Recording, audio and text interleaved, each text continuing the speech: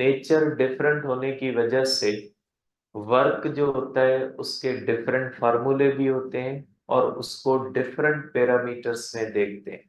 Her work को एक ही parameter में नहीं देखते कि हम ये कंसीडर कर लेते हैं कि वर्क पाथ पे डिपेंड नहीं करता, तो बेटा वो वर्क अगेंस्ट ग्रेविटी पाथ पे डिपेंड नहीं करता। इवन वर्क फ्रिक्शन वाला जो होता है वो भी पाथ पे डिपेंड करता है। ठीक है, तो जरूरी नहीं है कि हर वर्क पाथ पे डिपेंड ना करे, क्योंकि वर्क जो होता है उसकी नेचर जो होती है वो फोर्स पे डिपेंड करती है, इसलिए डिफरेंट चीजें। तो यहाँ पे हम देखेंगे कि पाथ का मकसद क्या है यहाँ पे। अगर हम देखते हैं तो यहाँ पे कंसीडर करेंगे कि यहाँ पे थर्मोडायनेमिक्स में पाथ का क्या मतलब या मकसद होता है। तो यहाँ पे पाथ का मतलब होता है प्रोसेस बेटा। सपोज करें हमारे पास इस तरह से एक आइसोबैरिक प्रोसेस है। आपको पता है आइसोबैरिक प्रोसेस के अंदर प्रेशर जो होता है वो कांस्टेंट होता है। हमारे पास एक थर्मोडायनेमिक सिस्टम है जिसका प्रेशर जो होता है वो कांस्टेंट है, जबकि एक थर्मोडायनेमिक सिस्टम है उसका वॉल्यूम कांस्टेंट है। आइसोकोरिक प्रोसेस, आप इसका कह लें कि इसका वॉल्यूम जो होता है वो कांस्टेंट होता है। दो थर्मोडायनेमिक सिस्टम हमने लिए। अब अगर हम इसको हीट देते हैं डेल्टा क्यू वन और इसको हम देते हैं डेल्टा क्यू टू, अब कंसीडर कर लें कि हमने इक्वल अमाउंट ऑफ हीट दोनों को दी। अब इसका आइसोबैरिक प्रोसेस है, आप जब हीट दोगे तो इसके अंदर वॉल्यूम चेंज होगा, और ये आइसोकोरिक प्रोसेस है तो इसके अंदर चेंज इन वॉल्यूम जीरो होती है, देयरफॉर वर्क जो होगा वो जीरो होगा। जबकि इसके अंदर चेंज इन वॉल्यूम जीरो नहीं होती तो वर्क भी जीरो नहीं होगा। तो इस चीज को हम कहते हैं पाथ, कि जब हम किसी भी थर्मोडायनेमिक सिस्टम को हीट देते हैं तो वो किस प्रोसेस में देते हैं। आइसोकोरिक प्रोसेस में देते हैं, आइसोथर्मल प्रोसेस में देते हैं, आइसोबैरिक प्रोसेस में देते हैं, किस में देते हैं। तो डिफरेंट प्रोसेसेस में इक्वल अमाउंट ऑफ हीट जब हम देते हैं तो डिफरेंट वर्क हमें मिलता है। देखें, अगर यहाँ पे भी 100 जूल दे, यहाँ पे भी 100 जूल दे, इस 100 जूल की वजह से तो वर्क मिलेगा, लेकिन इस 100 जूल की वजह से हमें वर्क नहीं मिलेगा। ठीक है, तो मतलब ये हुआ कि वर्क जो होता है वो थर्मोडायनेमिक्स में प्रोसेस पे भी डिपेंड करता है कि आप जो हीट दे रहे होते हो थर्मोडायनेमिक सिस्टम को, वो किस प्रोसेस के थ्रू दे रहे होते। आप उसको कांस्टेंट वॉल्यूम के थ्रू दे रहे होते हो, या आप उसको कांस्टेंट प्रेशर के थ्रू दे रहे होते हो, या कांस्टेंट टेम्परेचर। अगर फॉर एग्जांपल यहाँ पे एक और प्रोसेस हम ले लें जिसके अंदर अगर हीट सप्लाइड टी कांस्टेंट है, ठीक है, तो जो टी कांस्टेंट है उसके अंदर अगर हम हीट दें डेल्टा क्यू थ्री और ये भी इक्वल दे दें, तो इसके अंदर वर्क सबसे ज्यादा होगा आइसोथर्मल प्रोसेस। अगर आइसोथर्मल प्रोसेस में भी वर्क होगा, आइसोबैरिक में भी वर्क होगा, लेकिन इसके अंदर इंटरनल एनर्जी भी चेंज होगी और इसके अंदर इंटरनल एनर्जी चेंज नहीं होगी, क्योंकि टेम्परेचर क्या होता है, कांस्टेंट होता है। तो देखें, डिफरेंट प्रोसेसेस के अंदर डिफरेंट वर्क होगा। ठीक है, तो यहाँ पे मैंने आइसोबैरिक और आइसोथर्मल का ये कहा है कि इक्वल वर्क है। बहुत सारी जगहों पे आप देखोगे कि का लिखा हुआ होगा आइसोबैरिक का वर्क डिफर ज्यादा होता है as compare to the isothermal. ठीक है, वो एक अलग कंडीशन है, ये कंडीशन है। ठीक है, अगर इक्वल हीट देंगे आइसोबैरिक में और आइसोथर्मल में, अगर इक्वल टेम्परेचर चेंज है, ठीक है, अगर इनिशियल और फाइनल स्टेट्स सेम है तो आइसोबैरिक में ज्यादा होगा।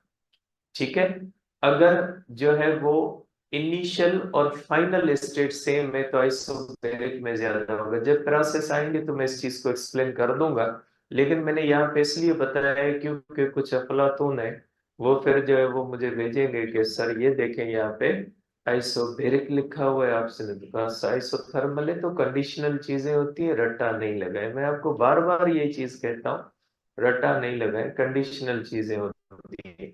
तो यहाँ पे जो मैंने कंडीशन ली हुई उसके अंदर मैं तीनों प्रोसेसेस को इक्वल अमाउंट ऑफ हीट दे रहा हूं। जब इक्वल अमाउंट ऑफ हीट दूंगा मैं, तो आइसोकोरिक में वर्क ही नहीं होगा, आइसोबेरिक में वर्क होगा, आइसोथर्मल में वर्क होगा, लेकिन सबसे ज्यादा किसके अंदर होगा? आइसोथर्मल के अंदर होगा, उसके बाद आइसोबेरिक में होगा, और उसके बाद किस में हो जाएगा? आइसोकोरिक के अंदर होगा। तो इसी चीज को हम पाथ बोलते हैं। ठीक है, इस चीज को हम क्या बोलते हैं? पाथ बोलते हैं। कि वर्क जो होता है वो किस पे डिपेंड करता है? पाथ पे। आप इसके ग्राफ को कंसीडर कर ले। अगर आइसोबेरिक का प्रोसेस आप देखोगे तो उसका ग्राफ ये बनेगा, ए से बी का पाथ ये बनेगा। अगर आप आइसोकोरिक का ग्राफ लोगे तो आइसोकोरिक के अंदर ये बनेगा, ए से बी की तरफ ये रास्ता बनेगा। ठीक है। अगर आप आइसोथर्मल के अंदर लोगे, प्रेशर और वॉल्यूम के दरमियान, तो ए से बी का रास्ता ये बनेगा। इसी को हम पाथ कहते हैं। ये ग्राफ के ऊपर जो लाइनें हम बनाते हैं ना, ए से बी की तरफ, तो इसको पाथ कहा जाता है। और इसे देख ले आप यहाँ पे कि मुख्तलिफ प्रोसेसेस का ग्राफ जो बनेगा from initial state to the final state, उसकी लाइन जो होगी वो अलग तरीके से बनेगी। इसको हम क्या कहते हैं? इसको हम कहते हैं कि ये पाथ होता है। ठीक है, तो वर्क किस पे डिपेंड करता है? वर्क डिपेंड करता है पाथ पे। अब आप एक दो क्वेश्चंस को देख लें कि आप इन क्वेश्चंस को कैसे करेंगे। एक तो सपोज करें इस तरह से, ये सिंपल सा क्वेश्चन है। अगर ग्राफ के अंदर आपको दिया जाए,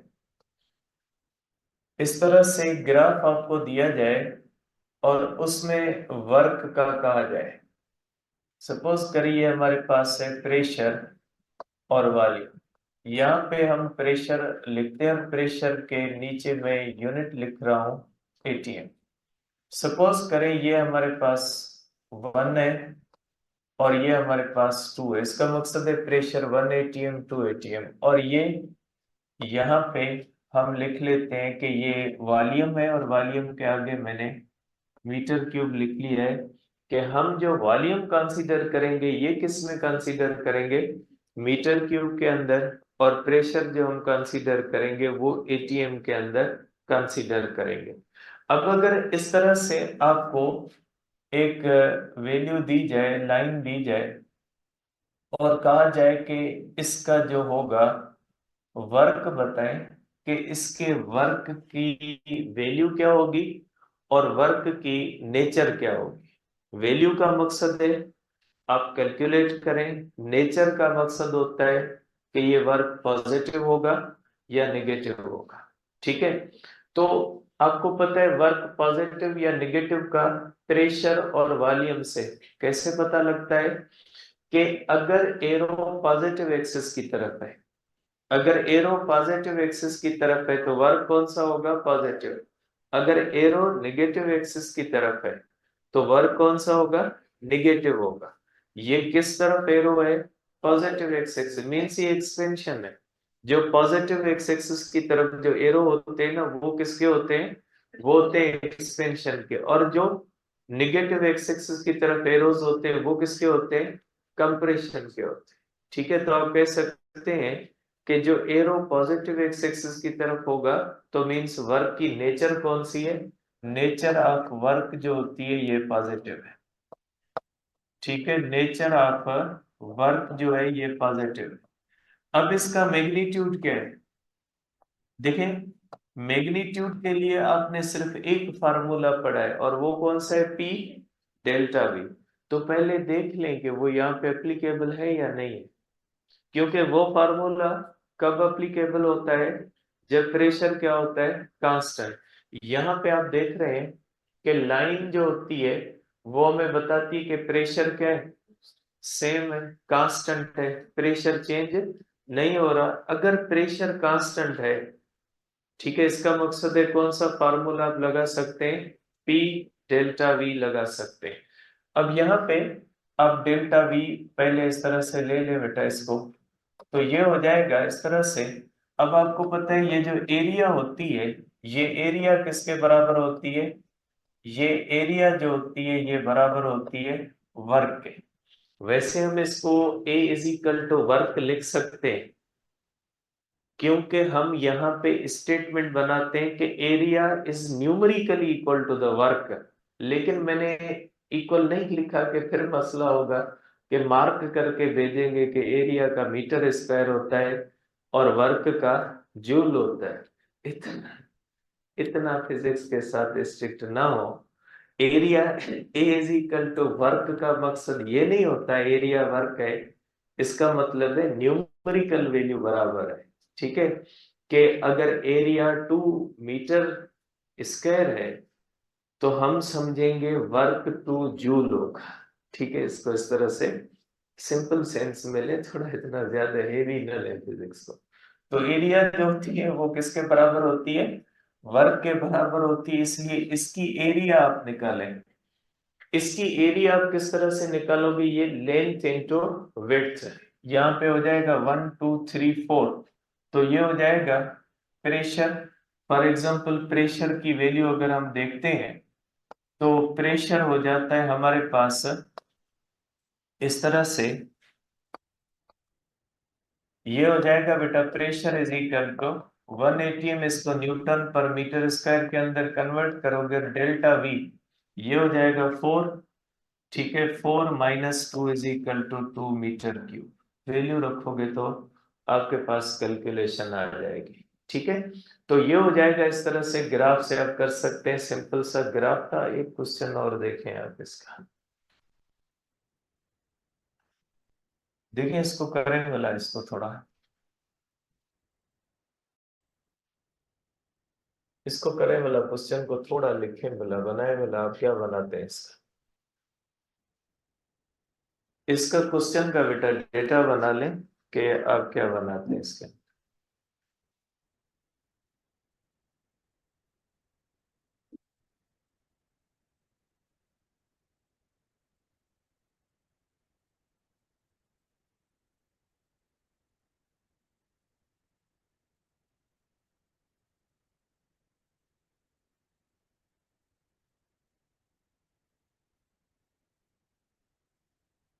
बना ले बेटा, बना लिया, मैं बना।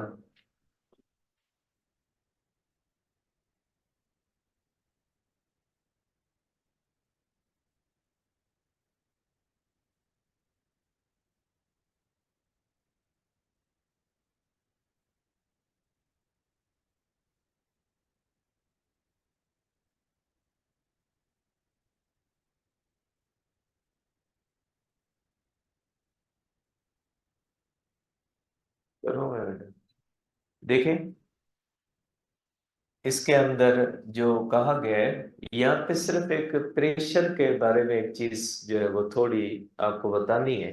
कि इसमें कहा गया है कि इस तरह से हमारे पास एक सिलेंडर है, सिलेंडर के अंदर एक इस तरह से पिस्टन रखा हुआ है। ठीक है, ये हमारे पास सिलेंडर है और सिलेंडर के ऊपर इस तरह से पिस्टन है और पिस्टन के अंदर इस तरह से गैस है। ठीक है, गैस का वॉल्यूम V1 है और V1 कितना है बेटा?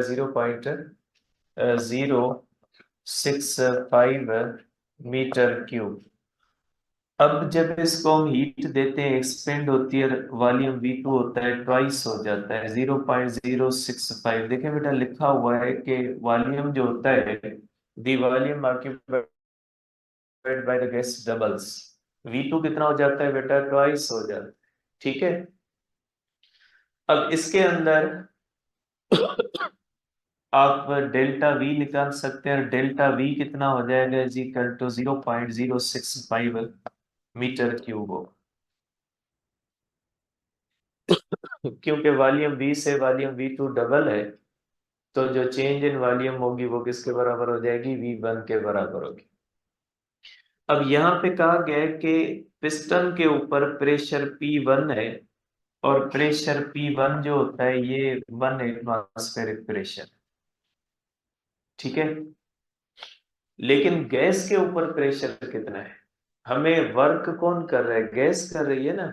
तो हमें पिस्टन के ऊपर प्रेशर नहीं देखना, प्रेशर पिस्टन के ऊपर कितना है, हमें देखना है गैस के ऊपर प्रेशर कितना है। क्योंकि गैस ने जब एक्सपेंड किया है ना, तो गैस के ऊपर जितना प्रेशर है ना उसके अगेंस्ट गैस ने एक्सपेंड किया है। तो गैस के ऊपर दो प्रेशर है, एक प्रेशर जो एटमॉस्फेरिक प्रेशर है, जो इस तरह से पिस्टन को पुश कर रहा है नीचे, वो प्रेशर गैस के ऊपर आ जाता है। ऊपर से इस पिस्टन का अपना जो वेट है, pressure due to the weight of the piston, क्योंकि वेट ऑफ द पिस्टन भी नीचे इसको इस तरह से पुश करेगा। तो इस तरह से जब इसको खींचेगा तो एक तो पिस्टन का वेट प्रेशर डाल रहा है, और प्लस में जो है वो कौन इसके ऊपर प्रेशर डाल रहा है, एटमॉस्फेरिक प्रेशर। तो जो प्रेशर हो जाता है वो pressure P1 plus pressure due to the weight. आपको पता है pressure due to the weight is equal to weight per unit area. तो वेट कितना हो जाता है 100, और एरिया कितनी है पिस्टन की 0.65। तो यहाँ पे वर्क का फार्मूला हो जाएगा P1 plus P due to the weight into delta V, ये फार्मूला लगे। ठीक है, तो इसको ये देखना है कि अगर पिस्टन का सम वेट है ना, तो गैस के ऊपर सिर्फ जो प्रेशर होता है वो एटमॉस्फेरिक नहीं लगता, वो प्रेशर किस वजह से लगता है, due to the weight of the piston भी लगता है। ठीक है, इसको देख लें।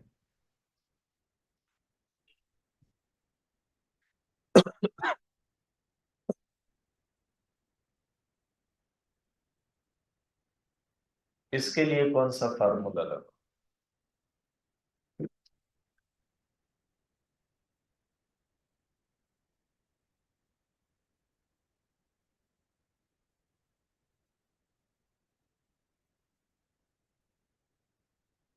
सोचे इसके लिए कौन सा फार्मूला लगेगा।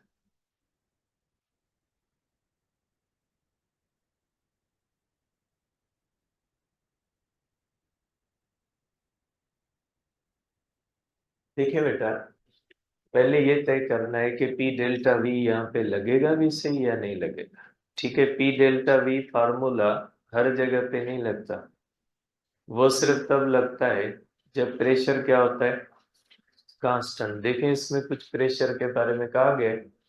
If 70 calorie of heat is required to raise the temperature of 2 mole of an ideal gas at constant pressure from 30 to 35 degree Celsius. बेटा ये डिग्री,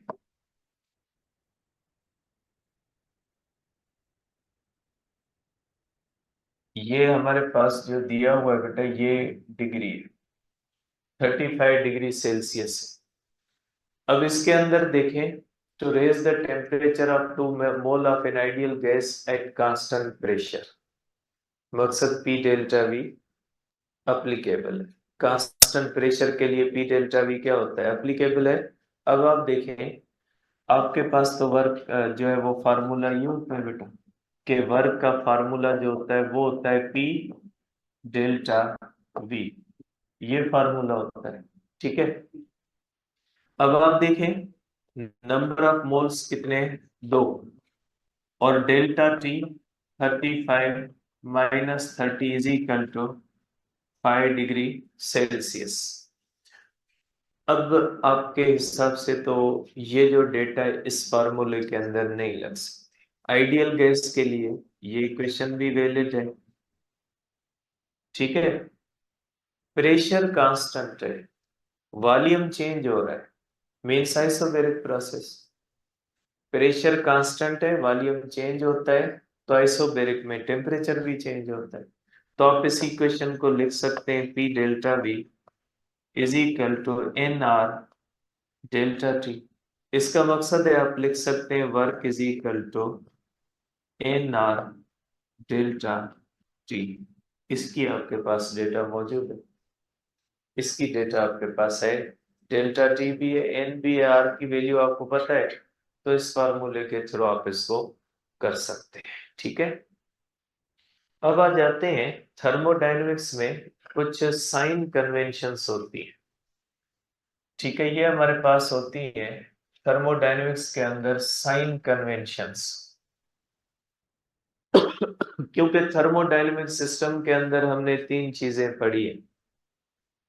एक हमने पढ़ा है कि थर्मोडायनेमिक सिस्टम को हम हीट देते हैं, उसकी इंटरनल एनर्जी भी होती है, और दूसरा कौन सा होता है, तीसरा इसके अंदर टेम्परेचर होता है। तीन चीजें होती है, हीट सप्लाइड भी हो सकती है, इंटरनल एनर्जी भी हो सकती है, और इसके अंदर क्या हो सकता है, टेम्परेचर भी हो सकता है, और वर्क भी हो सकता है इसके अंदर।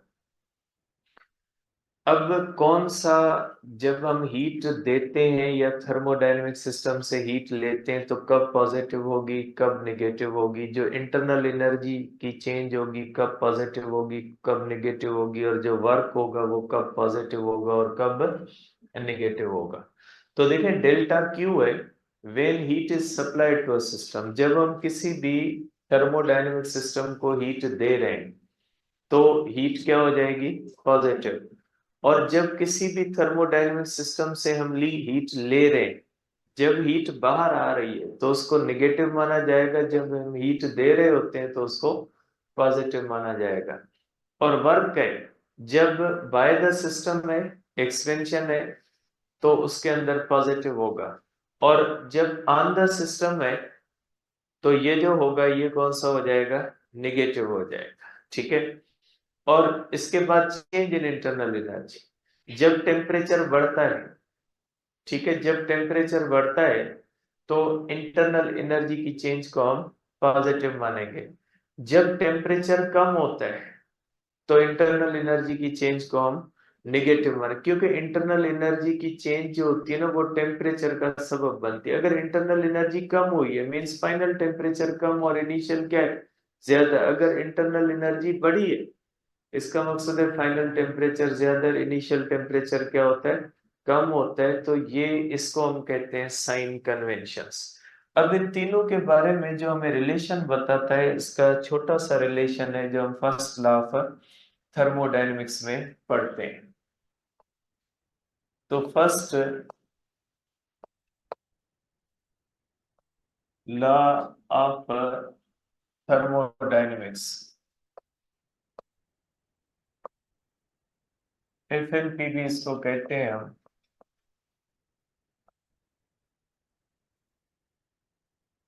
फर्स्ट लॉ ऑफ थर्मोडायनेमिक्स, देखिए फर्स्ट लॉ ऑफ थर्मोडायनेमिक्स हमें बताता है कि जब हम किसी भी थर्मोडायनेमिक सिस्टम को हीट देते हैं तो हमारे पास उस हीट की कितने ऑप्शंस मौजूद होते हैं। तो जब किसी भी थर्मोडायनेमिक सिस्टम को हम हीट देते हैं तो हमारी जो गिवन हीट होती है वो उस सिस्टम के अंदर जब जाती है तो उसमें से उसको दो तरह से वो डिस्ट्रीब्यूट हो सकती है। एक तो उसकी इंटरनल एनर्जी बढ़ा सकती है, और दूसरा वो क्या कर सकती है, उस थर्मोडायनेमिक सिस्टम में वर्क कर सकती है। तो आप कह सकते हैं कि अगर ये हमारे पास एक थर्मोडायनेमिक सिस्टम है और उसको हम इस तरह से हीट देते हैं तो हमारे पास ये जो हीट होती है ये दो काम कर सकती है। हमारी हीट सप्लाइड जो होती है ये चेंज ऑफ इंटरनल एनर्जी में भी जा सकती है, और प्लस इसमें से क्या हो सकता है, वर्क भी हो सकता है। या आप चेंज इन इंटरनल एनर्जी निकालना चाहें तो हीट सप्लाइड माइनस वर्क करेंगे, अगर वर्क आप निकालना चाहते हैं तो heat supplied minus change in internal energy करेंगे। और फर्स्ट लॉ ने ही इंटरनल एनर्जी का कॉन्सेप्ट पेश किया था कि जब हम किसी भी थर्मोडायनेमिक सिस्टम को हीट देते हैं तो वो हीट जो होती है उसका सम पार्ट जो होता है वो इंटरनल एनर्जी में जाता है या एक ऐसी एनर्जी में जाता है जो एनर्जी उस सिस्टम के अंदर स्टोर्ड होती है। इंटरनल एनर्जी का मकसद है energy contained with in the system, के किसी भी चीज के अंदर एनर्जी स्टोर हो सकती है। ये कॉन्सेप्ट दिया था फर्स्ट लॉ ने, जिसको हम बाद में इंटरनल एनर्जी कहते हैं। कि फर्स्ट लॉ कहता है कि जरूरी नहीं है कि आप जितनी भी हीट दें वो टोटल की टोटल वर्क में जाए, उसका सम पार्ट उस सिस्टम के अंदर स्टोर हो सकता है। ठीक है, तो इसलिए हम इसके दो हिस्से लेते हैं कि delta Q is equal to delta U plus delta W. ठीक है, अब यहां पे आपको पता है कि delta Q and delta W both depend upon path.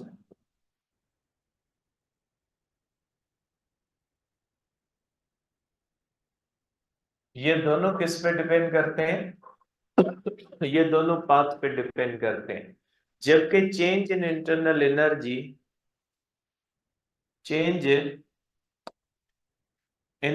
Energy is independent of path and depends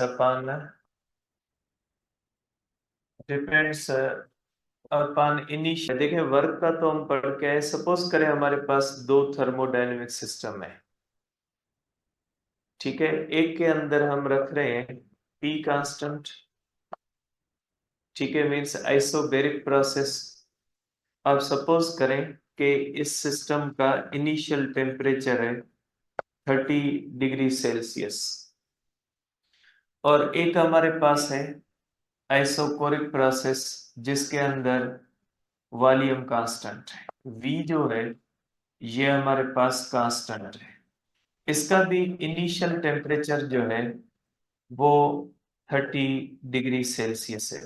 दोनों सिस्टम्स का इनिशियल टेम्परेचर 30 डिग्री सेल्सियस है। अब अगर हम इसको हीट देते हैं, ठीक है, और इसका टेम्परेचर बढ़ के हो जाता है 35 डिग्री सेल्सियस, और अगर इसको भी हम हीट देते हैं और इसका टेम्परेचर भी बढ़ के 35 डिग्री सेल्सियस बढ़ जो है वो बन जाता है। दोनों के अंदर equal amount of temperature change हुआ है। जितना टेम्परेचर जो है वो आइसोबैरिक प्रोसेस में चेंज हुआ है, उतना ही किसके अंदर चेंज हुआ है, आइसोकोरिक के अंदर। दोनों